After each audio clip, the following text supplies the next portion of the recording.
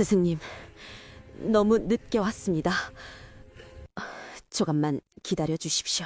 제이켄, 내 오늘 너를 처단하러 왔다. 야! 들어와라. 야, 전기수 야담을 시청해주셔서 감사합니다. 구독과 좋아요는 사랑입니다. 이야기 한 판 시작해보겠습니다. 경상도 깊은 산골, 구름이 자욱한 산중턱에 작은 암자가 하나 있었습니다. 청운암이라 불리는 이 절은 비구니 스님 몇 분이 수행하며 살아가는 곳이었지요. 속세와 멀리 떨어진 이곳은 1년 내내 고요했고 새소리와 바람 소리만이 절을 채웠습니다. 이 청운암에 명월이라는 젊은 비구니가 살고 있었습니다. 20살의 명월은 어릴 적 절 앞에 버려진 아이였지요. 해안 대사께서 그 아이를 거두어 키우셨고 명월은 자연스럽게 비구니의 길을 걷게 되었습니다. 명월은 다른 비구니들과 달랐습니다. 평범한 체격의 수수한 얼굴이었지만 그 몸 안에는 엄청난 무공이 숨어 있었지요. 해안 대사께서는 명월이 어릴 적부터 범상치 않은 기운을 지녔다며 특별히 무술을 가르치셨습니다. 해안 대사는 젊은 시절 무림의 고수였다고 했습니다. 어떤 사연으로 속세를 떠나 출가했는지는 아무도 몰랐지만 대사의 무공은 가히 신기에 가까웠지요. 명월은 그런 대사 밑에서 15년 동안 무술을 익혔습니다. 새벽 해가 뜨기 전 명월은 언제나 뒷마당에서 수련을 했습니다. 검을 휘두르고 몸을 날리고 장풍을 쏘는 연습을 했지요. 명월의 몸은 바람처럼 가벼웠고 검은 빛처럼 빨랐습니다. 대나무 숲을 가로지르며 나무 꼭대기를 밟고 날아다니는 경공도 익혔습니다. 하지만 명월은 자신의 무공이 얼마나 대단한지 몰랐습니다. 산속절에서만 살았던 명월은 다른 무리민들을 본 적이 없었으니까요. 그저 해안대사께서 시키시는 대로 수련하고 절의 일을 도우며 살았을 뿐이었습니다. 명월의 하루는 규칙적이었습니다. 새벽 수련을 마치면 예불을 드리고 아침 공양을 준비했지요. 낮에는 절 마당을 쓸고 밭을 가꾸고 경전을 읽었습니다. 저녁에는 다시 수련을 하고 밤에는 좌선을 했습니다. 명월은 순박했습니다. 절 밖 세상이 어떻게 돌아가는지, 사람들이 어떻게 사는지 전혀 몰랐지요. 가끔 시주를 올리러 오는 마을 사람들을 보는 것이 전부였습니다. 돈이 무엇인지, 권력이 무엇인지, 사랑이 무엇인지도 몰랐습니다. 해안 대사께서는 명월에게 자주 말씀하셨습니다. 세상은 험하고 사람들은 욕심이 많으니 조심해야 한다고, 하지만 어려운 일을 보면 도와야 한다고 했지요. 명월은 그 말씀을 가슴에 새기며 살았습니다. 그해 봄이었습니다. 명월이 20살이 된 해였지요. 어느 날 아침 명월은 평소처럼 뒷마당에서 수련을 하고 있었습니다. 검을 휘두르며 대나무를 베는 연습을 하고 있었지요. 명월의 검이 허공을 가르자 바람이 일어나며 대나무 한 그루가 뿌리째 뽑혔습니다. 바로 그때였습니다. 절 입구 쪽에서 이상한 소리가 들려왔습니다. 짐승 우는 소리도 아니고 바람 소리도 아니었지요. 명월이 귀를 기울이자 사람의 신음 소리임을 알 수 있었습니다. 명월은 검을 거두고 절 입구로 달려갔습니다. 경공을 펼쳐 담장을 뛰어넘었지요. 절 앞 오솔길에 누군가 쓰러져 있었습니다. 젊은 남자였습니다. 가까이 다가가 보니 26쯤 되어 보이는 선비 차림의 남자가 피를 흘리며 쓰러져 있었습니다. 흰 두루마기는 곳곳에 피로 물들어 있었고 얼굴은 창백했지요. 숨은 겨우 붙어 있는 상태였습니다. 명월이 남자의 맥을 짚어보았습니다. 해안 대사께서 가르쳐 주신 의술 덕분에 맥을 볼 줄 알았지요. 맥은 약했지만 아직 살아 있었습니다. 등과 팔에 깊은 칼자국이 있었고 오른쪽 어깨에는 화살이 박혀 있었습니다. 명월은 당황하지 않았습니다. 해안 대사께서 늘 말씀하셨지요. 어려운 일을 보면 도와야 한다고 했습니다. 명월은 남자를 업었습니다. 남자의 몸은 생각보다 가벼웠지요. 명월은 경공을 펼쳐 절 안으로 들어갔습니다. 명월이 남자를 업고 절 마당에 도착했을 때 해안 대사께서 법당에서 나오셨습니다. 대사께서는 명월이 업고 온 남자를 보시더니 눈을 크게 뜨셨지요. 명월아, 어서 객실로 데려가거라. 명월은 대사의 말씀대로 남자를 객실로 옮겼습니다. 남자를 평상에 눕히고 해안 대사께서 오시기를 기다렸지요. 곧 대사께서 약함과 붕대를 들고 오셨습니다. 대사께서 남자의 상처를 살피셨습니다. 어깨에 박힌 화살을 빼내고 등과 팔에 칼자국에 약을 바르셨지요. 명월은 옆에서 대사를 도왔습니다. 물을 끓이고 깨끗한 천을 준비하고 붕대를 감는 것을 도왔습니다. 한 식경이 지나자 응급처치가 끝났습니다. 남자는 여전히 의식이 없었지만 숨은 조금씩 안정되어 갔지요. 해안 대사께서 명월에게 말씀하셨습니다. 명월아, 이 사람을 잘 돌보거라. 깨어날 때까지 곁을 지켜야 한다. 명월이 고개를 끄덕였습니다. 대사께서 방을 나가시자 명월은 남자 곁에 앉았습니다. 남자의 얼굴을 자세히 보니 준수한 인상이었습니다. 창백한 얼굴에 검은 눈썹, 담은 입술의 의지가 강해 보였지요. 명월은 이상한 기분이 들었습니다. 태어나서 처음으로 젊은 남자를 이렇게 가까이서 본 것이었습니다. 절에는 여자들만 있었고 가끔 오는 시주객들은 모두 나이 든 사람들이었으니까요. 명월은 고개를 저었습니다. 비구니로서 이런 생각을 해서는 안 된다고 스스로를 타일렀지요. 명월은 남자의 이마에 젖은 수건을 얹어주고 조용히 기다렸습니다. 해가 중천에 떴을 때 남자가 신음을 내며 눈을 떴습니다. 처음에는 초점이 없던 눈이 천천히 명월을 바라보았지요. 남자가 입술을 달싹이며 말했습니다. 여기가 어디입니까? 명월이 대답했습니다. 이곳은 청운함이옵니다. 초승이 나리께서 쓰러져 계신 것을 발견하고 모셔왔습니다. 남자가 천장을 바라보며 눈을 감았습니다. 한참을 그렇게 있다가 다시 눈을 떴지요. 이번에는 눈에 눈물이 가득 차 있었습니다. 살았구나. 살아남았구나. 남자가 중얼거렸습니다. 명월은 아무 말도 하지 않고 지켜보았습니다. 남자는 한참을 천장만 바라보다가 명월을 돌아보았지요. 스님, 감사합니다. 스님이 아니었다면 저는 죽었을 것입니다. 명월이 고개를 저었습니다. 부처님의 가르침이옵니다. 어려운 일을 보면 돕는 것이 당연하지요. 남자가 몸을 일으키려 했지만 상처 때문에 신음을 내며 다시 누웠습니다. 명월이 남자를 부축해 앉혔지요. 무리하지 마십시오. 상처가 깊사옵니다. 남자가 고개를 끄덕였습니다. 그러고는 명월을 바라보며 말했습니다. 소생은 이준혁이라 합니다. 한양에서 왔습니다. 명월이 읍을 하며 대답했습니다. 소승은 명월이라 하옵니다. 준혁이 한참 명월을 바라보았습니다. 그러다가 고개를 숙이며 눈물을 흘렸지요. 명월은 그 모습을 보며 가슴이 먹먹해졌습니다. 무슨 일이 있었기에 저렇게 슬퍼하는지 알 수 없었지만 분명 큰 고통을 겪은 것 같았습니다. 명월은 조용히 일어나 밖으로 나갔습니다. 준혁에게 혼자 있을 시간을 주려는 것이었지요. 마당에 나온 명월은 하늘을 올려다보았습니다. 구름 한 점 없이 맑은 하늘이었습니다. 명월은 알지 못했습니다. 이 만남이 자신의 평온했던 삶을 완전히 바꿔놓을 것이라는 것을 말이지요. 사흘이 지났습니다. 준혁의 상처는 빠르게 회복되었지요. 해안 대사의 약이 신통했고 명월이 정성껏 간호했기 때문이었습니다.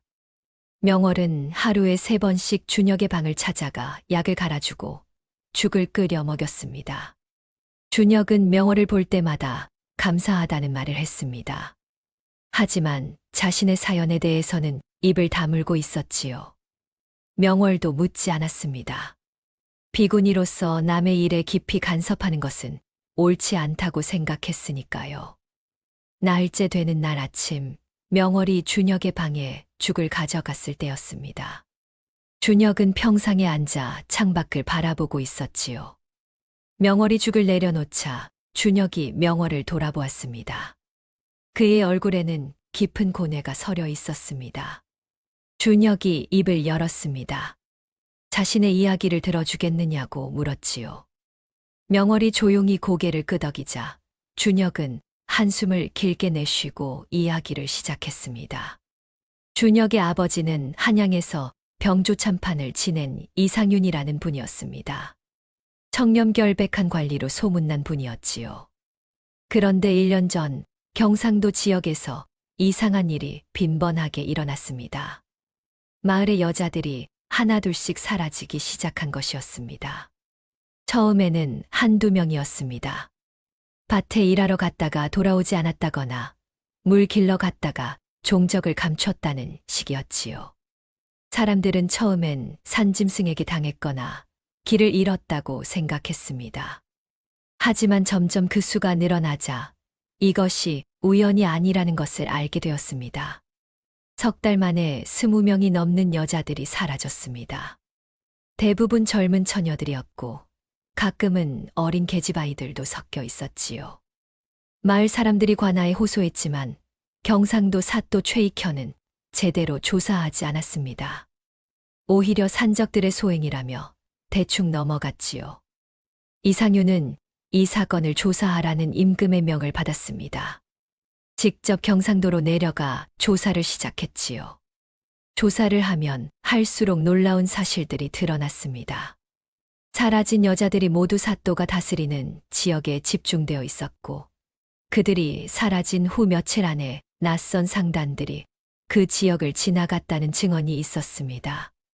이상윤은 더 깊이 파고들었습니다. 그러다가 충격적인 진실을 발견했지요. 사또 최익현이 조직을 꾸려 양민들을 강제로 잡아가 먼 지방에 노비로 팔아넘기고 있다는 것이었습니다. 여자들은 부유한 양반가나 기방으로 팔려갔고, 때로는 심지어 외국으로까지 팔려간다는 소문도 있었습니다. 이상윤은 증거를 모았습니다. 피해자 가족들의 진술을 받고 수상한 상단의 행적을 추적했으며 최익현과 연결된 조직원들의 명단을 확보했지요. 그리고 이 모든 증거를 담은 장계를 조정에 올렸습니다. 하지만 최익현은 조정에 강력한 후원자가 있었습니다. 형조판서를 비롯한 여러 대신들이 최익현과 결탁하여 이익을 나눠 가지고 있었던 것이지요. 이상윤의 장계가 올라가자 그들은 재빨리 움직였습니다. 며칠 뒤 이상윤에게 역적이라는 누명이 씌워졌습니다. 누군가 이상윤이 영모를 꾸민다는 허위 고변을 했고, 조작된 증거들이 이상윤의 집에서 발견되었다고 했습니다. 영모 관련 문서, 반역을 모의했다는 편지들이 나왔다고 했지요. 물론 모두 거짓이었지만 조정은 이상윤을 체포했습니다. 이상윤은 하옥되었고 혹독한 국문을 받았습니다. 고문이 심했지요. 손톱이 뽑히고 곤장을 맞고 물고문을 당했습니다. 하지만 이상윤은 끝까지 자백하지 않았습니다. 영모를 꾸민 적이 없다고, 자신은 오직 백성을 위해 일했을 뿐이라고 했습니다. 석 달간의 고문 끝에 이상윤은 옥중에서 숨을 거두었습니다. 공식적으로는 병사했다고 발표되었지만 준혁은 아버지가 독살당했다고 확신했습니다. 시신을 수습했을 때 아버지의 입술이 검게 변해 있었으니까요. 아버지가 돌아가신 후 이씨 가문은 하루아침에 몰락했습니다. 관직은 박탈되었고 재산은 모두 압류되었으며 가족들은 천민으로 강등되었지요. 한양의 큰 기와집에서 살던 가족은 단칸 초가집으로 쫓겨났습니다. 준혁의 어머니는 그 충격을 견디지 못했습니다. 남편이 역적으로 몰려 죽고 집안이 풍비박산 나는 것을 보며 병을 얻었지요. 밥도 제대로 먹지 못하고 밤마다 울기만 했습니다. 석 달 만에 어머니도 세상을 떠났습니다. 준혁은 홀로 남았습니다. 26의 나이에 부모를 모두 잃고 역적의 아들이라는 낙인이 찍힌 채 홀로 남았지요. 하지만 준혁은 절망하지 않았습니다. 아버지의 누명을 벗겨야 한다는 생각뿐이었습니다. 준혁은 아버지가 남긴 자료들을 찾기 시작했습니다. 관아에 압수되지 않은 것들, 아버지가 몰래 숨겨둔 증거들이 어딘가에 있을 것이라고 생각했지요.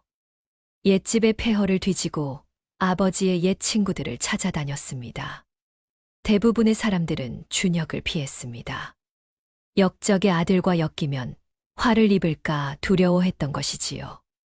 하지만 몇몇 의로운 이들이 준혁을 도와주었습니다. 그들을 통해 준혁은 단서를 얻었습니다. 아버지가 경상도 어딘가에 중요한 증거를 숨겨두었다는 것을 알게 되었지요. 준혁은 경상도로 향했습니다. 아버지가 조사했던 지역들을 하나하나 찾아다니며 증거를 찾았습니다. 석 달 동안 경상도 곳곳을 돌아다녔지요. 그러던 중 한 노인을 만났습니다. 노인은 아버지가 생전에 만났던 증인 중 하나였고 중요한 장부를 보관하고 있다고 했습니다. 하지만 최익현은 이미 준혁의 움직임을 알고 있었습니다. 준혁이 노인을 만나러 가던 날 밤 자객들이 습격했지요. 10명이 넘는 무사들이 칼과 활을 들고 덤벼들었습니다. 준혁은 무술을 조금 배운 적이 있었습니다. 하지만 제대로 된 무인이 아니었기에 10명이 넘는 자객들을 당해낼 수는 없었지요. 준혁은 필사적으로 도망쳤습니다. 칼을 휘두르며 2~3명을 쓰러뜨렸지만 결국 등에 칼을 맞고 어깨에 화살을 맞았습니다. 준혁은 밤새도록 산길을 헤매며 도망쳤습니다. 피를 흘리며 넘어지고 다시 일어서기를 반복했지요. 자객들이 뒤쫓아왔지만 어둠 속에서 준혁을 놓쳤습니다. 동이 틀 무렵 준혁은 더 이상 걸을 수 없었습니다. 앞에 절이 보였지요. 청운암이었습니다. 준혁은 마지막 힘을 다해 절 앞까지 기어갔습니다. 그리고 그곳에서 쓰러졌지요. 의식을 잃기 직전 누군가 자신을 부르는 소리를 들었습니다. 그것이 명월의 목소리였습니다. 준혁의 이야기가 끝났습니다. 명월은 한참 동안 아무 말도 하지 못했지요. 세상에 이런 악독한 일이 있다는 것이 믿기지 않았습니다. 평생 산속절에서만 살았던 명월은 세상의 험악함을 전혀 몰랐으니까요. 명월이 조심스럽게 물었습니다. 나리께서는 이제 어찌하실 생각이십니까? 준혁이 주먹을 불끈 쥐며 대답했습니다.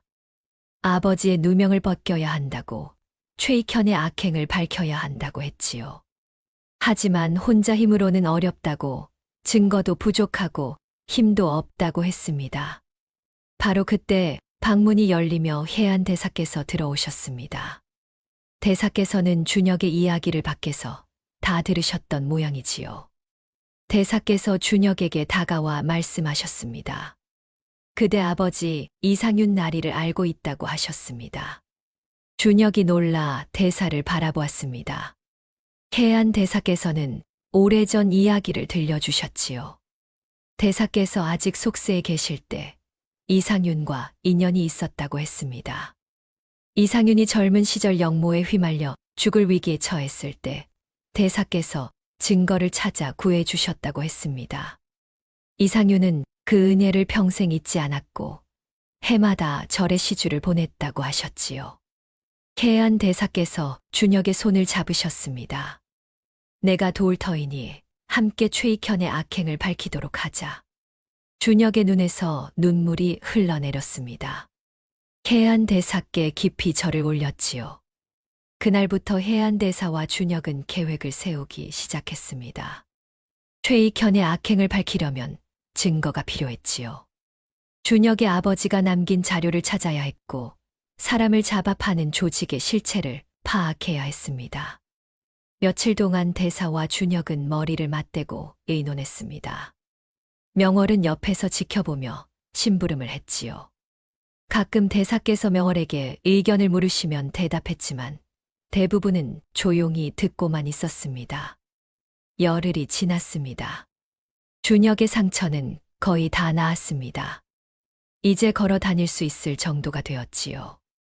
해안 대사께서 준혁과 명월을 불러 모으셨습니다. 대사께서 계획을 말씀하셨습니다. 최익현의 비리를 밝히려면 직접 경상도 큰 읍으로 가야 한다고. 그곳에 최익현의 본거지가 있고 악한 조직도 그곳에 있다고 했습니다. 대사께서는 직접 가서 증거를 모으고 피해자들을 구출할 계획이라고 하셨지요. 명월이 놀라 대사를 바라보았습니다. 위험하다고 자신이 대신 가겠다고 했습니다. 하지만 해안 대사께서는 고개를 저으셨습니다. 이 일은 자신이 직접 해야 한다며 명월은 저를 지키고 있으라고 하셨지요. 준혁도 자신이 모시고 가겠다고 말했습니다. 대사께서 고개를 끄덕이셨지요. 그날 저녁 해안 대사와 준혁은 저를 떠날 준비를 했습니다. 명월은 두 분의 짐을 싸들이며 걱정이 가득했습니다. 다음 날 새벽 해안 대사와 준혁이 저를 떠났습니다. 명월은 절 앞까지 배웅했습니다. 대사께서 명월의 어깨를 다독이며 걱정하지 말라고 곧 돌아올 것이라고 하셨지요. 명월이 두 분께 절을 올렸습니다.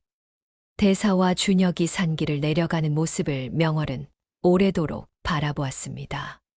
두 분의 뒷모습이 아침 안개 속으로 사라질 때까지 지켜보았지요. 하지만 명월은 알지 못했습니다. 이것이 해안 대사를 보는 마지막이 될 줄은 말이지요. 해안 대사와 준혁이 떠난 후 명월은 홀로 절을 지켰습니다. 다른 비구니 스님들도 계셨지만 모두 나이가 많으신 분들이었지요. 명월은 평소보다 더 부지런히 절의 일을 도맡아 했습니다.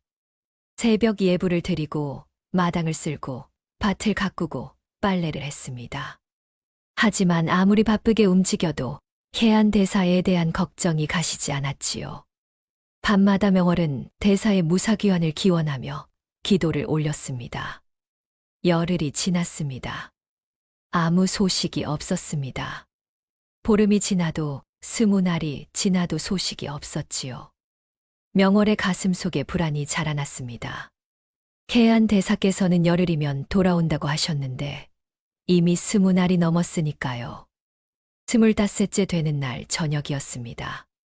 명월이 법당에서 저녁 예불을 드리고 있을 때 절 대문을 두드리는 소리가 들렸습니다. 명월이 급히 대문으로 달려갔지요. 대문을 열자 피투성이가 된 남자가 쓰러져 있었습니다. 준혁이었습니다. 명월이 황급히 준혁을 부축했지요. 준혁의 옷은 찢어져 있었고 온몸에 칼자국과 멍이 가득했습니다. 명월, 스님. 준혁이 가쁜 숨을 몰아쉬며 말했습니다. 명월이 준혁을 객실로 옮기고 상처를 치료했지요. 다행히 치명상은 아니었습니다. 얕은 칼자국 몇 개와 타박상이 전부였습니다. 명월이 준혁에게 물을 먹이고 상처에 약을 바른 후 조심스럽게 물었습니다.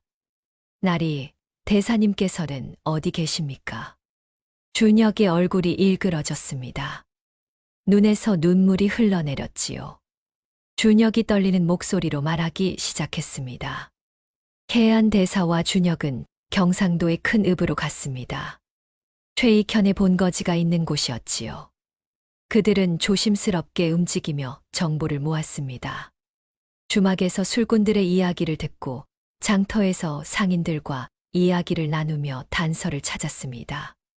닷새 만에 중요한 정보를 얻었습니다. 읍 외곽에 큰 창고가 하나 있는데 그곳에 사람들이 갇혀 있다는 소문이었지요. 밤마다 비명소리가 들린다고, 여자들의 울음소리가 들린다고 했습니다. 해안 대사는 그곳을 확인하기로 했습니다. 밤중에 준혁과 함께 그 창고로 향했지요. 창고는 담장으로 둘러싸여 있었고 무사들이 지키고 있었습니다. 해안대사는 경공을 펼쳐 담장을 넘었습니다. 준혁도 뒤따랐지요. 창고 안으로 들어가 보니 과연 여자들이 갇혀 있었습니다. 20명이 넘는 여자들이 창고 한쪽에 묶여 있었고 모두 겁에 질린 표정이었습니다. 해안대사가 여자들을 풀어주려는 순간 함정이 발동했습니다. 창고 문이 갑자기 닫히며 사방에서 무사들이 나타났지요. 칼을 든 무사들이 대사와 준혁을 포위했습니다. 준혁이 칼을 뽑아 들며 대사를 지키려 했지만 무사들의 수가 너무 많았습니다. 30명이 넘는 무사들이 일제히 덤벼들었지요. 해안대사는 신통한 무공으로 10명이 넘는 무사들을 쓰러뜨렸습니다. 하지만 계속해서 무사들이 몰려왔습니다. 해안대사께서 준혁에게 외쳤습니다. 어서 도망가라고, 명월에게 돌아가 사실을 알리라고 하셨지요. 준혁이 거부하며 대사 곁을 지키려 했지만 대사께서 장풍을 쏘아 준혁을 창고 밖으로 날려보내셨습니다. 준혁은 담장 밖으로 떨어졌습니다. 일어나 다시 들어가려 했지만 무사들이 쫓아왔지요. 준혁은 어쩔 수 없이 도망쳤습니다. 뒤에서 해안대사의 목소리가 들렸습니다. 명월을 부탁한다는 말씀이었습니다. 준혁은 밤새도록 도망쳤습니다. 무사들이 끝까지 쫓아왔고 준혁은 여러 번 칼을 맞으며 도망쳤지요. 사흘 밤낮을 달려 겨우 청운함에 도착한 것이었습니다. 준혁의 이야기가 끝났습니다. 명월은 온몸이 떨렸습니다. 해안대사께서 잡혀가셨다는 사실을 믿을 수가 없었지요. 평생을 함께 살아온 스승이었습니다. 명월을 주워 키워주시고 무술을 가르쳐 주시고 인생의 모든 것을 가르쳐 주신 분이었습니다. 명월이 떨리는 목소리로 물었습니다. 대사님께서는 살아 계실까요? 준혁이 고개를 끄덕였습니다. 최익현은 대사님을 죽이지 않을 것이라고, 대사님을 인질로 삼아 자신을 유인하려 할 것이라고 했지요. 아니면 대사님께 고문을 가해 준혁의 행방을 알아내려 할 것이라고 했습니다. 명월은 더 이상 참을 수 없었습니다. 일어서서 방을 나갔지요. 자신의 방으로 가서 검을 꺼냈습니다. 평소 수련할 때 쓰던 검이었습니다. 명월은 검을 허리에 차고 짐을 꾸리기 시작했습니다. 준혁이 명월의 방으로 찾아왔습니다. 명월이 짐을 꾸리는 것을 보고 놀랐지요. 명월 스님, 무엇을 하시는 겁니까? 명월이 준혁을 돌아보며 대답했습니다. 대사님을 구하러 가야 합니다. 준혁이 황급히 말렸습니다. 너무 위험하다고, 최익현의 무사들이 수십 명이나 된다고, 혼자서는 절대 안 된다고 했지요. 하지만 명월은 고개를 저었습니다. 대사님께서 저를 주워 키워주셨습니다. 저는 대사님의 은혜를 갚아야 합니다. 준혁이 명월의 팔을 붙잡았습니다. 그렇다면 저도 함께 가겠습니다. 혼자 보낼 수 없습니다. 명월이 준혁을 바라보았습니다. 준혁의 몸은 아직 상처투성이었습니다. 제대로 걸을 수도 없는 상태였지요. 명월이 고개를 저으며 말했습니다. 나리께서는 여기 계십시오. 나리의 몸으로는 함께 갈 수 없습니다. 명월은 준혁을 뿌리치고 방을 나섰습니다. 마당으로 나와 다른 비구니 스님들께 인사를 드렸지요. 잠시 다녀오겠다고 절을 부탁드린다고 했습니다. 명월이 절 대문을 나서려 할 때 준혁이 다시 나타났습니다. 준혁은 비틀거리면서도 명월을 따라왔지요. 명월 스님, 제발 혼자 가지 마십시오. 저도 함께 가야 합니다. 대사님께서 저를 구해주셨는데 제가 어찌 가만히 있을 수 있겠습니까? 명월이 준혁을 바라보았습니다. 준혁의 눈에는 진심이 담겨 있었습니다. 명월은 한참을 고민하다가 고개를 끄덕였지요. 알겠습니다. 함께 가시지요. 하지만 나리께서는 제 뒤에 계셔야 합니다. 준혁이 고개를 끄덕였습니다. 명월과 준혁은 함께 절을 떠났습니다. 경상도 큰 읍까지는 이틀 길이었습니다. 명월은 경공을 펼쳐 빠르게 이동했고 준혁은 말을 타고 뒤따랐지요. 명월의 경공은 놀라웠습니다. 나무 위를 날아다니고 절벽을 뛰어넘고 물 위를 걸었습니다. 준혁은 명월의 무공을 보며 놀라움을 금치 못했습니다. 평생 절에서만 살았다는 젊은 비구니가 이런 신통한 무공을 지녔다니 믿기지 않았지요. 개안 대사께서 얼마나 대단한 고수였는지 짐작할 수 있었습니다. 이틀 만에 경상도 큰 읍에 도착했습니다. 명월과 준혁은 외곽의 산속에 숨어서 밤을 기다렸지요. 명월은 검을 달고 준혁은 지도를 그리며 창고의 위치를 설명했습니다. 해가 지고 어둠이 내렸습니다. 명월이 일어섰습니다.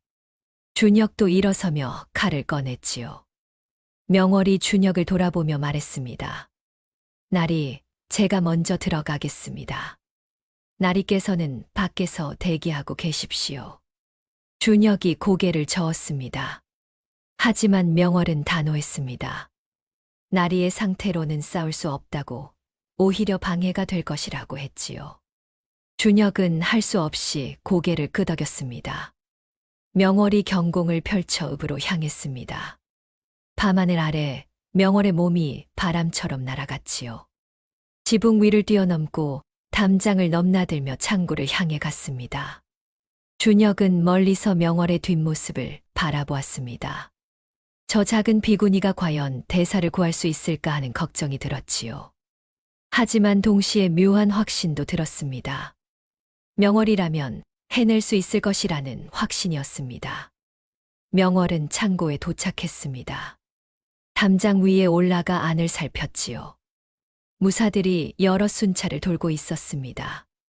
명월은 숨을 고르고 검을 뽑았습니다. 이제 싸움이 시작될 것이었습니다. 명월은 담장 위에서 창고 안을 살폈습니다. 달빛 아래 무사들의 움직임이 보였지요. 10명 정도가 창고 주변을 순찰하고 있었고 입구에는 둘이 서 있었습니다. 명월은 숨을 고르며 검을 꽉 쥐었습니다. 명월이 담장에서 뛰어내렸습니다. 소리 없이 땅에 착지하더니 그림자처럼 움직이기 시작했지요. 첫 번째 무사가 고개를 돌리기도 전에 명월의 검이 그의 목덜미를 쳤습니다.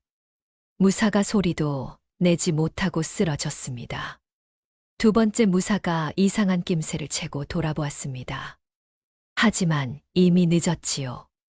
명월이 경공을 펼쳐 순식간에 다가가 그의 목을 쳤습니다. 무사가 쓰러지며 칼을 떨어뜨렸습니다. 명월의 움직임은 바람보다 빨랐습니다. 개안 대사께 배운 무공은 가벼움과 빠름을 중시하는 것이었지요. 적을 죽이지 않고 기절시키는 것이 목적이었습니다. 명월은 대사의 가르침대로 무사들을 하나하나 제압해 나갔습니다. 세 번째, 네 번째, 다섯 번째 무사가 차례로 쓰러졌습니다. 모두 명월의 검에 목이나 혀를 맞고 기절했지요. 명월의 검은 살을 베지 않았지만 정확하게 급소를 가격했습니다. 여섯 번째 무사가 명월을 발견하고 소리를 지르려 했습니다. 명월이 검을 던졌습니다. 검이 허공을 가르며 날아가 무사의 어깨를 스쳤지요. 무사가 비명을 삼키며 쓰러졌습니다. 하지만 이미 다른 무사들이 알아차렸습니다. 창고 안에서 무사들이 우르르 몰려나왔지요. 20명 넘는 무사들이 칼을 뽑아 들고 명월을 포위했습니다. 명월은 당황하지 않았습니다. 평생 이런 날을 대비해 수련해 왔으니까요. 명월이 검을 주워 들고 자세를 잡았습니다.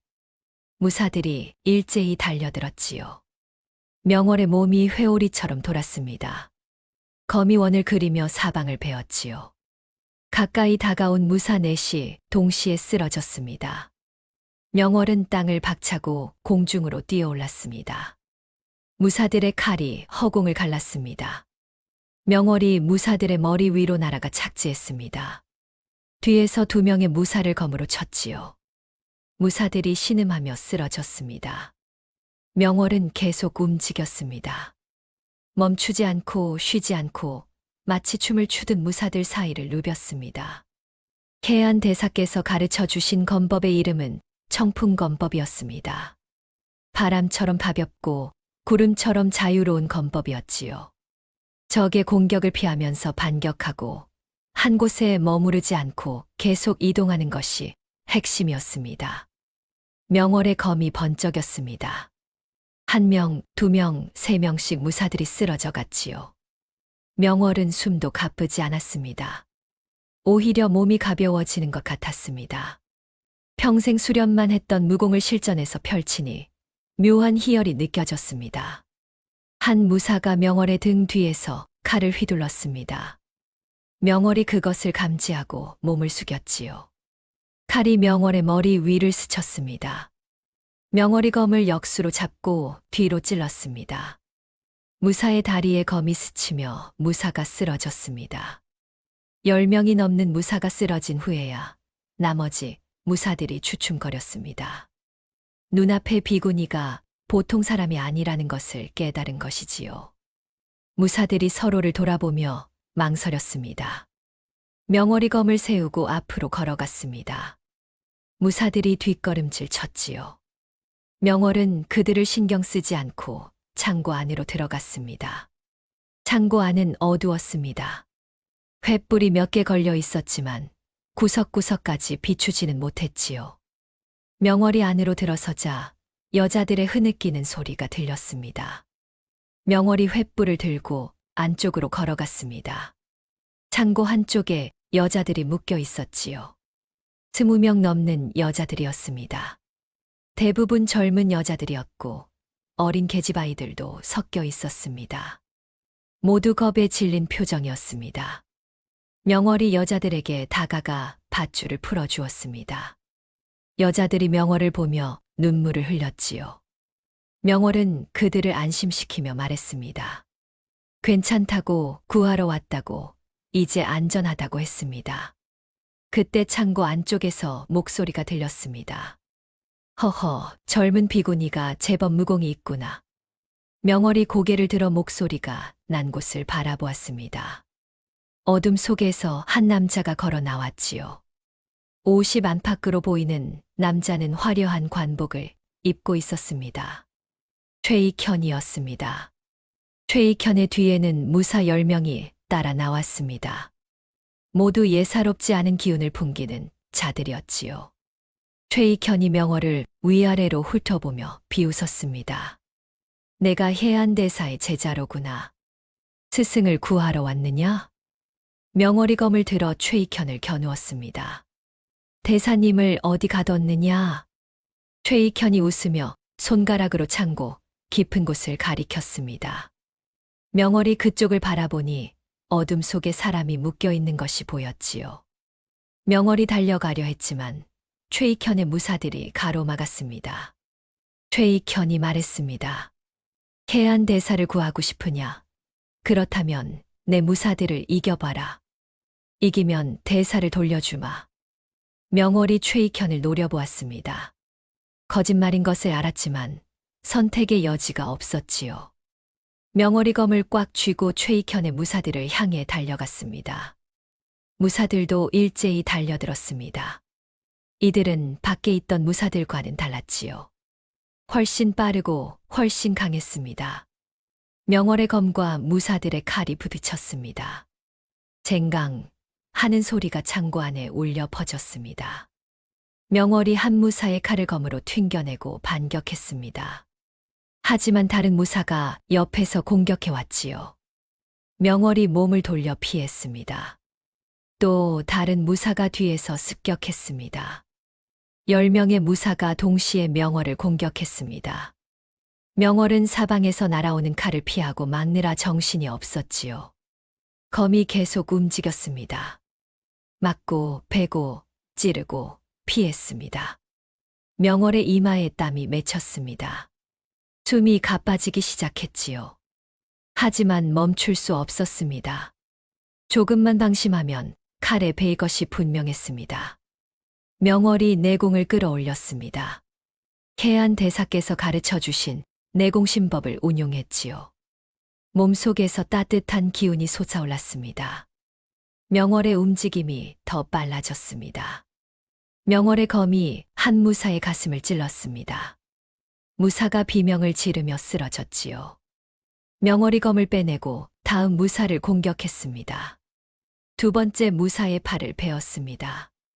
무사가 칼을 떨어뜨리며 물러났습니다. 하나씩 무사들이 쓰러져 갔습니다. 명월의 검은 쉬지 않고 움직였지요. 5명이 쓰러지고 6명이 쓰러졌습니다. 마지막 무사가 겁을 먹고 도망쳤습니다. 명월이 숨을 헐떡이며 서 있었습니다. 온몸이 땀으로 젖어 있었고 검을 쥔 손이 떨렸지요. 하지만 해냈습니다. 10명의 무사를 모두 물리쳤습니다. 최익현의 얼굴이 굳어졌습니다. 예상하지 못한 결과였지요. 최익현이 뒤로 물러서며 외쳤습니다. 이것들아, 모두 나와라. 창고 밖에서 무사들이 더 몰려들어왔습니다. 명월은 절망했습니다.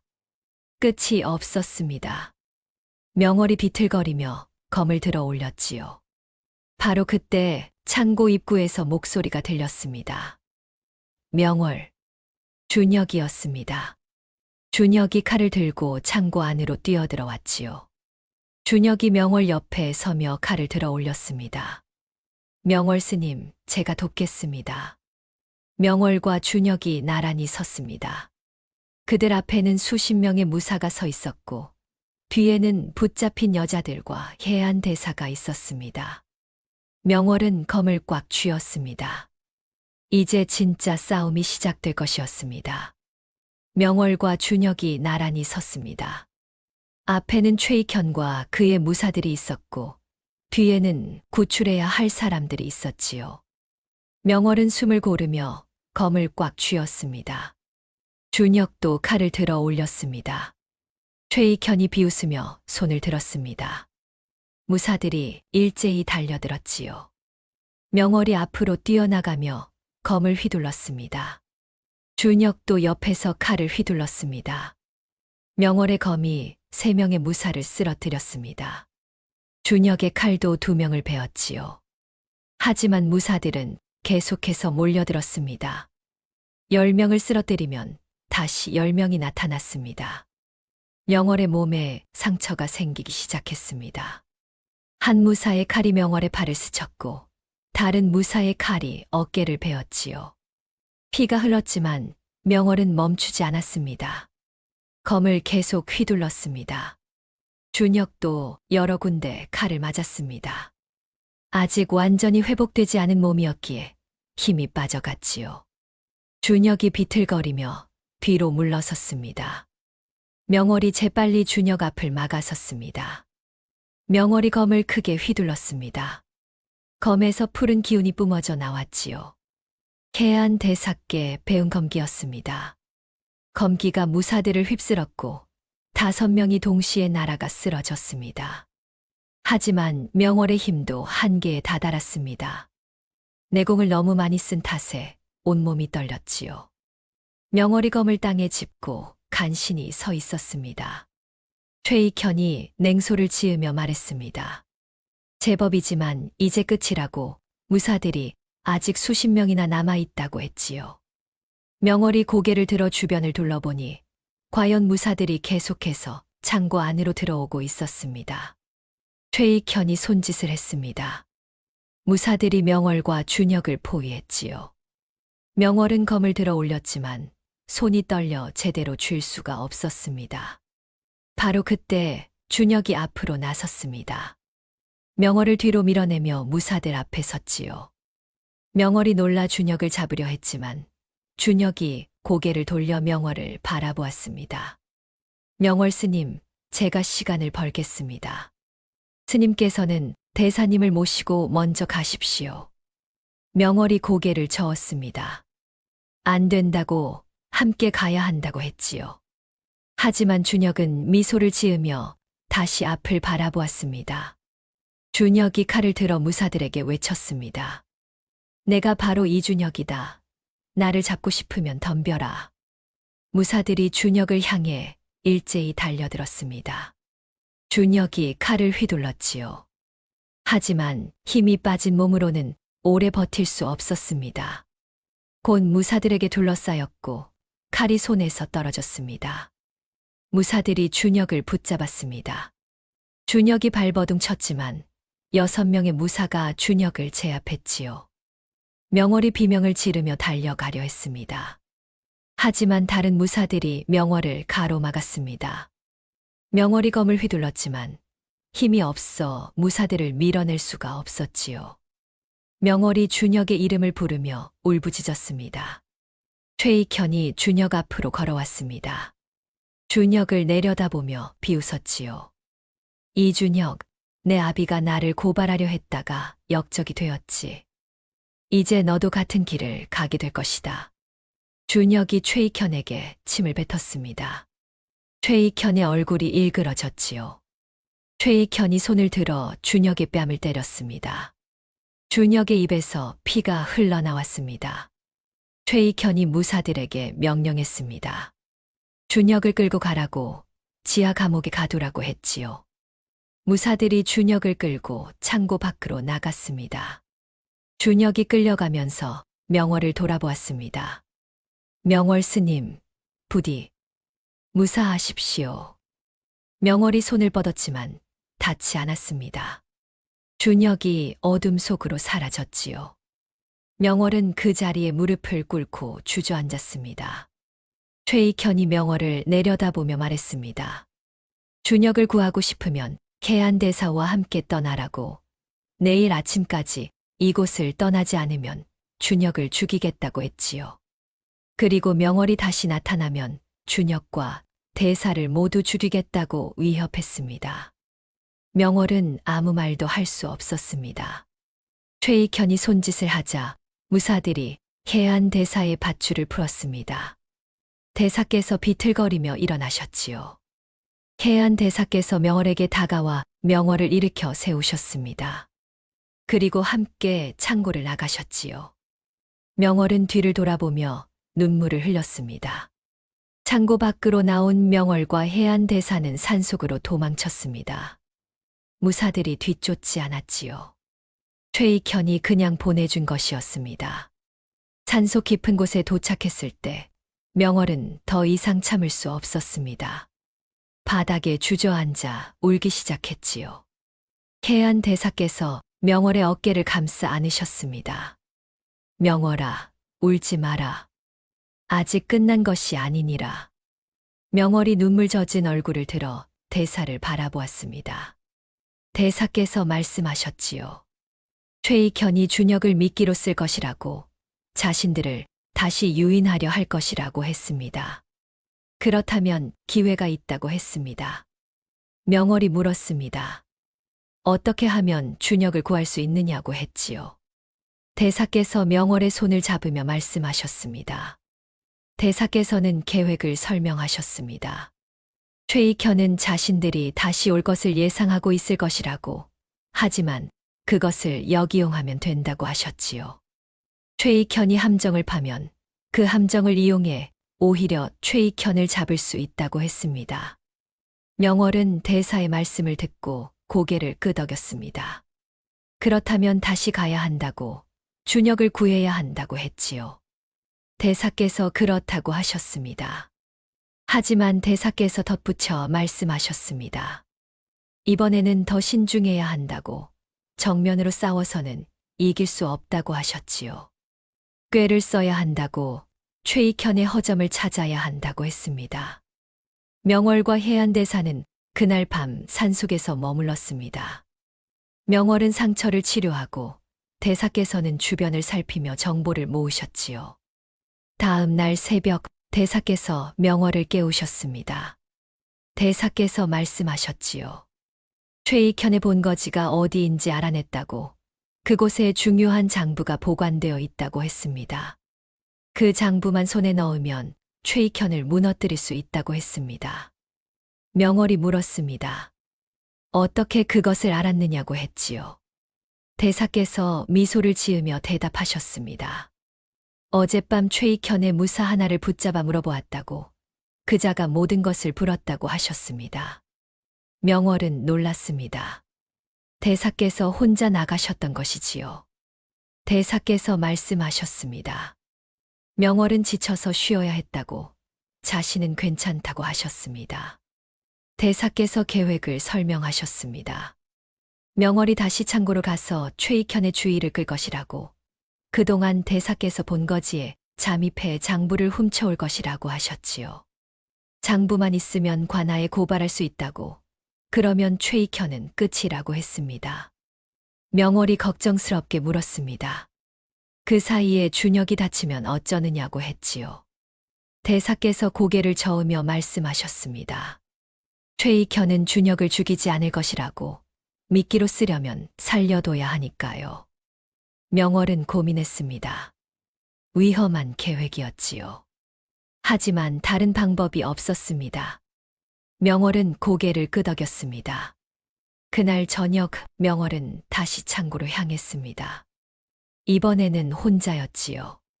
계안 대사께서는 반대편으로 가셨습니다. 명월이 창고에 도착했을 때는 이미 어둠이 내려 있었습니다. 창고 주변에는 무사들이 더 많아져 있었지요.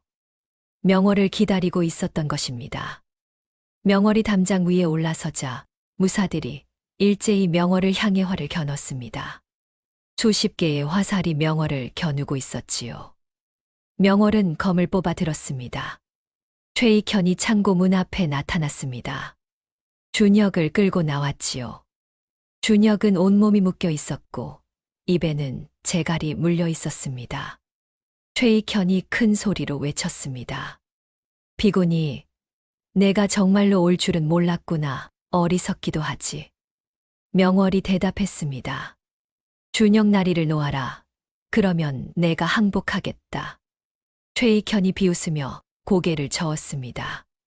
준혁을 놓을 수 없다고, 명월을 먼저 잡아야 한다고 했지요. 최익현이 손을 들어 무사들에게 명령했습니다. 저 계집을 잡아라. 살려서. 무사들이 일제히 명월을 향해 달려들었습니다. 화살이 비 오듯 쏟아졌지요. 명월이 검을 휘둘러 화살을 튕겨냈습니다. 하지만 화살이 너무 많았습니다. 명월의 다리에 화살이 박혔습니다. 명월이 비틀거렸지요. 무사들이 명월을 포위했습니다. 명월은 검을 휘둘렀지만 다친 다리 때문에 제대로 움직일 수 없었습니다.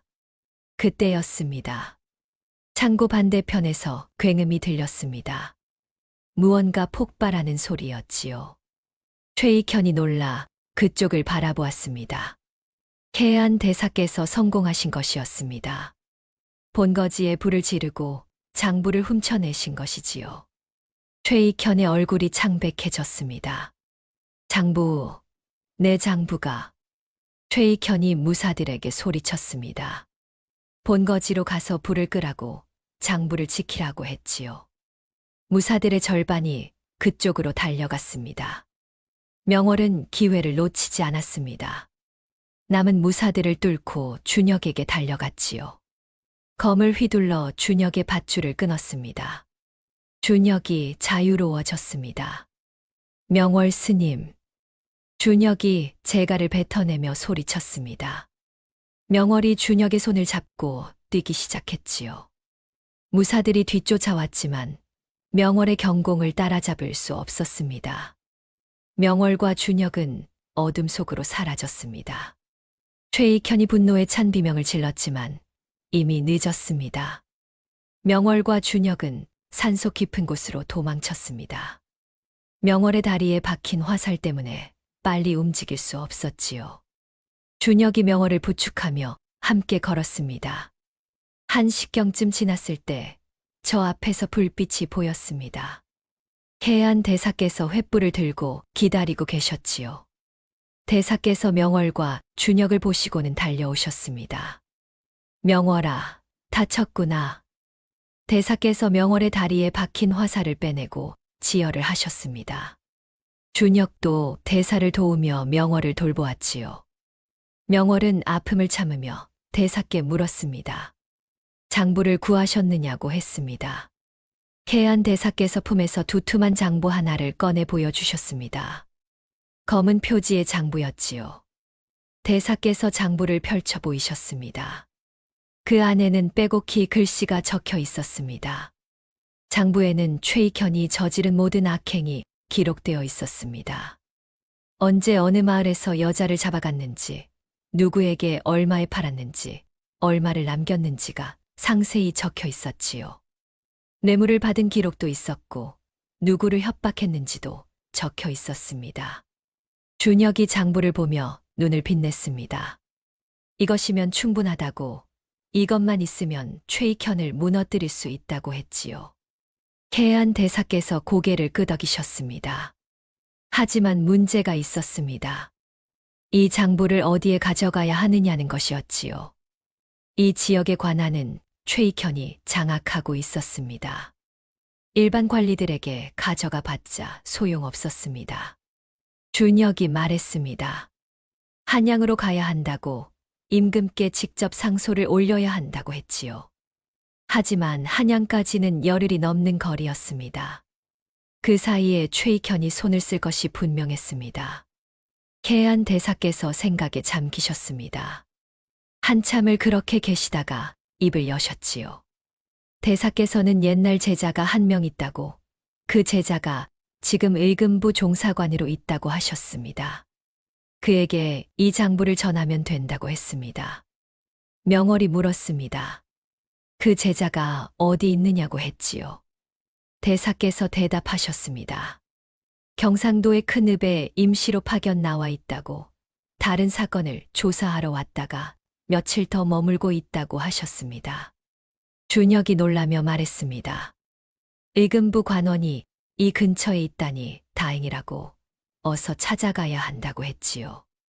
해안 대사께서 고개를 끄덕이셨습니다. 하지만 명월의 상태가 문제였습니다. 다리 상처가 깊어서 제대로 걸을 수가 없었지요. 준혁이 명월을 업겠다고 했지만 준혁도 아직 완전히 회복된 상태가 아니었습니다. 해안 대사께서 명월을 부축하며 말씀하셨습니다. 함께 천천히 가자고, 내일 아침까지는 읍에 도착할 수 있을 것이라고 하셨지요. 셋은 함께 산길을 걷기 시작했습니다. 밤새도록 걸었습니다. 명월은 아픔을 참으며 걸었고, 대사와 준혁이 번갈아 가며 명월을 부축했지요. 동이틀 무렵, 저 멀리 읍의 불빛이 보였습니다. 읍에 도착한 셋은 의금부 관원이 묵고 있다는 객사로 향했습니다. 객사 앞에는 관군들이 지키고 서 있었지요. 해안 대사께서 관군들에게 다가가 말씀하셨습니다. 한석진 종사관을 만나러 왔다고, 급한 일이 있다고 하셨습니다. 관군들이 안으로 들어가 보고했습니다. 잠시 후 30대 중반으로 보이는 무관이 나왔지요. 한석진이었습니다. 한석진은 해안 대사를 보자마자 눈을 크게 떴습니다. 스승님. 한석진이 달려와 해안 대사께 깊이 절을 올렸습니다. 대사께서 한석진을 일으켜 세우시며 말씀하셨지요. 급한 일이 있다고 안으로 들어가 이야기하자고 하셨습니다. 객사 안으로 들어간 해안 대사와 명월, 준혁은 한석진에게 모든 것을 설명했습니다. 최익현의 악행, 준혁 아버지의 억울한 죽음, 여자들을 잡아 파는 일, 그리고 증거 장부까지 모두 말했지요. 한석진은 장부를 받아 들고 한참을 들여다보았습니다. 얼굴이 점점 굳어졌지요. 한석진이 장부를 덮으며 말했습니다. 이것이면 충분하다고, 최익현을 체포할 수 있다고 했습니다. 한석진은 즉시 움직였습니다. 관군들을 소집하고 최익현을 체포하러 가기로 했지요. 해안 대사께서 말씀하셨습니다. 창고에 갇힌 여자들도 구해야 한다고, 빨리 가야 한다고 하셨습니다. 한석진과 관군 30명이 말을 타고 최익현의 본거지로 향했습니다. 해안 대사와 명월, 준혁도 함께 갔지요. 명월은 다리가 아팠지만 끝까지 보고 싶었습니다. 해가 중천에 떴을 때 최익현의 본거지에 도착했습니다. 어젯밤 불이 났던 건물은 아직도 연기가 피어오르고 있었지요. 한석진이 관군들에게 명령했습니다. 최익현을 찾아 체포하라고 했습니다. 관군들이 건물 안으로 쏟아져 들어갔습니다. 최익현의 무사들이 저항했지만 관군들의 수가 더 많았지요. 곧 무사들이 하나둘 항복하기 시작했습니다. 최익현은 안채에 숨어 있었습니다. 관군들이 문을 부수고 들어가자 최익현이 칼을 들고 위협했지요. 하지만 한석진이 앞으로 나서며 최익현에게 말했습니다. 최익현, 임금의 명을 받들어 그대를 체포한다. 최익현의 손에서 칼이 떨어졌습니다. 관군들이 달려들어 최익현을 붙잡았지요. 최익현이 발버둥 치며 소리쳤습니다. 증거가 어디 있느냐고 자신은 억울하다고 했습니다. 한석진이 장부를 꺼내 최익현 앞에 펼쳐 보였습니다. 최익현의 얼굴이 창백해졌지요. 자신이 직접 쓴 장부였습니다. 최익현은 더 이상 아무 말도 하지 못했습니다. 한석진이 관군들에게 명령했습니다. 최익현을 한양으로 압송하라고, 창고에 갇힌 사람들도 모두 구출하라고 했지요. 관군들이 바쁘게 움직였습니다. 창고에서는 여자들이 풀려나왔습니다. 25명의 여자들이었지요. 모두 눈물을 흘리며 감사하다고 절을 올렸습니다. 명월은 그들을 하나하나 위로했습니다. 준혁은 한석진에게 다가가 물었습니다. 아버지의 누명은 어떻게 되느냐고 했지요. 한석진이 대답했습니다. 이 장부와 증언들을 모아 조정에 보고하겠다고 이상윤의 관직이 복권될 것이라고 했습니다. 준혁의 눈에서 눈물이 흘러내렸습니다. 1년 넘게 품었던 한이 풀리는 순간이었지요. 준혁이 해안대사와 명월에게 깊이 절을 올렸습니다. 두 분이 아니었다면 불가능했을 일이라고 감사하다고 했습니다. 그날 최익현은 쇠사슬에 묶인 채 한양으로 끌려갔습니다. 여자들도 관군들의 보호를 받으며 집으로 돌아갔지요. 모든 것이 끝났습니다. 한 달이 지났습니다. 한양에서 소식이 전해졌지요. 최익현이 참수형을 받았다는 소식이었습니다. 조정에서는 최익현의 모든 악행을 밝혀내고 그와 결탁했던 관리들도 함께 처벌했습니다. 이상윤의 관직도 복권되었습니다. 역적의 누명이 벗겨지고 충신으로 인정받았지요. 조정에서는 이상윤의 아들 준혁에게도 관직을 내렸습니다. 아버지의 억울함을 밝힌 공으로 병조좌랑의 자리를 주었습니다. 준혁은 청운함에 머물며 상처를 치료하고 있었습니다. 한 달 동안 해안 대사의 약을 먹고 명월의 간호를 받으며 완전히 회복되었지요. 명월의 다리 상처도 거의 다 나았습니다. 어느 날 아침 준혁은 법당에서 예불을 드리고 있는 명월을 찾아갔습니다. 명월은 부처님께 절을 올리고 있었지요. 준혁은 멀리서 그 모습을 바라보았습니다. 예불이 끝나고 명월이 법당을 나왔을 때 준혁이 명월 앞에 무릎을 꿇었습니다. 명월이 놀라 준혁을 일으켜 세우려 했지요. 나리, 이게 무슨 일이십니까? 준혁이 고개를 들어 명월을 바라보았습니다. 그의 눈에는 진심이 담겨 있었지요. 명월 스님, 스님께서 저를 구해 주셨습니다.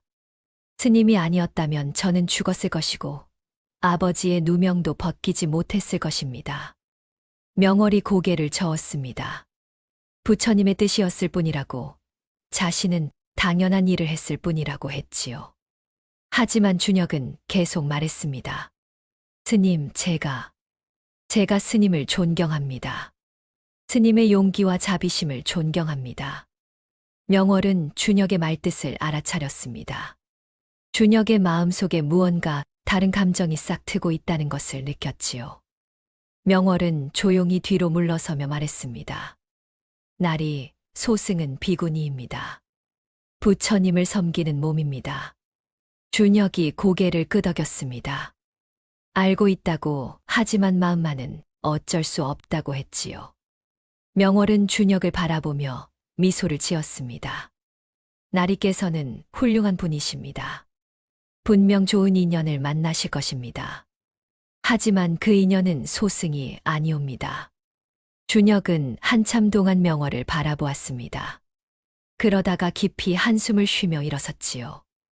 알았다고 스님의 뜻을 존중하겠다고 했습니다. 사흘 후 준혁이 청운함을 떠나기로 했습니다. 한양으로 돌아가 새로운 관직을 시작해야 했지요. 떠나는 날 아침 절의 모든 스님들이 배웅을 나왔습니다. 해안 대사께서 준혁의 손을 잡으며 말씀하셨습니다. 준혁아, 한양에 가서도 아버지처럼 청렴한 관리가 되거라. 백성을 위하는 마음을 잊지 말거라. 준혁이 대사께 깊이 절을 올렸습니다. 명월에게도 절을 올렸지요. 명월은 준혁에게 작은 주머니를 건넸습니다. 부적이 들어 있었습니다. 나리의 무사함을 빌겠습니다. 준혁이 주머니를 받아 품에 넣었습니다. 그리고 마지막으로 명월을 바라보았지요. 명월은 합장을 하고 서 있었습니다. 준혁은 더 이상 아무 말도 하지 않고 말에 올라탔습니다. 준혁이 산길을 내려가는 모습을 명월은 오래도록 바라보았습니다. 준혁의 뒷모습이 아침 안개 속으로 사라질 때까지 지켜보았지요. 해안 대사께서 명월의 어깨에 손을 얹으셨습니다. 명월아, 괜찮으냐? 명월이 고개를 끄덕였습니다. 괜찮다고 이것이 자신의 길이라고 했지요. 대사께서 명월을 안아주셨습니다. 그날부터 명월은 다시 평범한 비구니의 삶으로 돌아갔습니다. 새벽 예불을 드리고 마당을 쓸고 밭을 가꾸고 경전을 읽었습니다. 저녁에는 수련을 하고 밤에는 좌선을 했지요. 하지만 명월은 달라져 있었습니다. 산 아래 세상이 어떻게 돌아가는지 알게 되었습니다. 사람들이 얼마나 고통받는지, 악한 사람들이 어떻게 백성을 괴롭히는지 알게 되었지요. 그리고 자신의 무공이 무엇을 위한 것인지도 깨달았습니다. 명월은 해안 대사께 말씀드렸습니다. 앞으로도 어려운 사람이 있으면 돕고 싶다고, 악한 자들로부터 약한 자들을 지키고 싶다고 했지요. 대사께서 고개를 끄덕이며 말씀하셨습니다. 그것이 바로 진정한 수행이니라. 명월아, 내가 깨달았구나. 계절이 바뀌었습니다. 봄이 가고 여름이 왔으며 가을이 지나 겨울이 왔지요.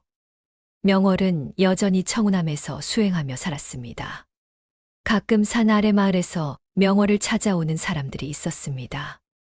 도적들에게 시달린다며 도와달라고, 탐관오리가 백성을 괴롭힌다며 구해달라고 했지요. 명월은 그때마다 검을 들고 산을 내려갔습니다. 명월의 이름은 서서히 퍼져나갔습니다. 경상도 산골의 의로운 비군이 약한 자를 돕고 악한 자를 징벌하는 여승이라는 소문이 퍼졌지요. 사람들은 명월을 청운검녀라 부르기 시작했습니다. 그로부터 몇 년 후 명월은 25이 되었습니다. 여전히 청운함에서 수행하며 살았지만 이제는 산 아래 사람들에게 없어서는 안 될 존재가 되었지요. 어느 날 한양에서 편지가 왔습니다. 준혁이 보낸 편지였지요. 편지에는 준혁이 병조정랑으로 승진했다는 소식과 함께 좋은 배필을 만나 혼인했다는 소식이 적혀 있었습니다. 그리고 마지막에 이렇게 쓰여 있었습니다. 명월 스님께서 가르쳐 주신 대로 백성을 위하는 관리가 되기 위해 노력하고 있습니다. 스님의 은혜를 평생 잊지 않겠습니다. 명월은 편지를 읽고 미소를 지었습니다. 준혁이 좋은 길을 가고 있다니 다행이었지요. 명월은 편지를 접어 소중히 보관했습니다. 해가 지고 저녁 예불 시간이 되었습니다. 명월은 법당으로 향했지요. 법당 안에는 해안 대사께서 이미 앉아 계셨습니다. 명월이 대사 옆에 앉아 함께 연부를 시작했습니다. 저녁 노을이 법당 창문으로 스며들었습니다. 붉은 빛이 부처님 얼굴을 비추었지요. 명월은 눈을 감고 연부를 계속했습니다. 명월은 행복했습니다. 자신의 길을 찾았고 사람들을 도울 수 있었으니까요. 비록 평범한 비구니의 삶이었지만 명월에게는 그것으로 충분했습니다. 세월이 흘러 명월의 이야기는 전설이 되었습니다. 경상도 산골의 의로운 여승, 청운검녀 명월의 이야기는 대대로 전해져 내려왔지요. 사람들은 그 이야기를 들으며 배웠습니다. 진정한 힘은 남을 해치는 것이 아니라 남을 돕는 데 있다는 것을, 자비심이야말로 가장 강한 무기라는 것을 말입니다. 지금도 청운함에 가면 명월이 수련했다는 마당이 남아 있다고 합니다. 그리고 사람들은 그곳에서 기도를 올리며 말한다고 하지요. 청운검녀 명월처럼 저희도 남을 돕는 삶을 살게 해주소서. 이것이 바로 조선시대에 전해 내려오는 비구니 명월의 전설입니다.